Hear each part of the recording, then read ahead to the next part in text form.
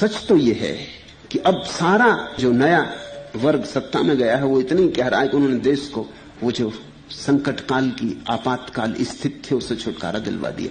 लेकिन मजा यह था कि इनके ही उपद्रव के कारण वो आपातकाल स्थिति डाली गई थी, नहीं तो उससे डालने की कोई जरूरत ही न थी। यही कारण थे। जयप्रकाश और मुरारजी ने जो उपद्रव मचाने शुरू किए थे उसके कारण आपातकालीन स्थिति आई, इमरजेंसी आई। अब ये कहते हैं हमने उससे छुटकारा दिलवा दिया। तुम ही उसके जन्मदाता थे। तुम उपद्रव न करते तो इंदिरा कोई आपातकालीन स्थिति लाने के लिए उत्सुक नहीं थी। तुमने उपद्रव किया, उसको आपातकालीन स्थिति लानी पड़ी।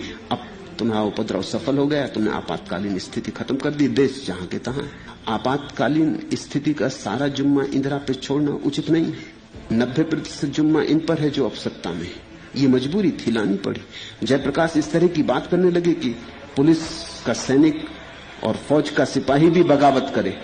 इस तरह की बातें अगर की जाएंगी तो कोई भी सत्ता देश की सुरक्षा के लिए कुछ करेगी, करना ही पड़ेगा। वो मजबूरी थी।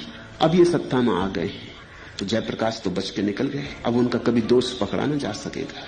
और जिनके हाथ में सत्ता चली गई वो इंदिरा से ज्यादा प्रतिक्रियावादी है। मुरारजी भाई को कोई ने कभी सोचा था कि कोई क्रांतिकारी?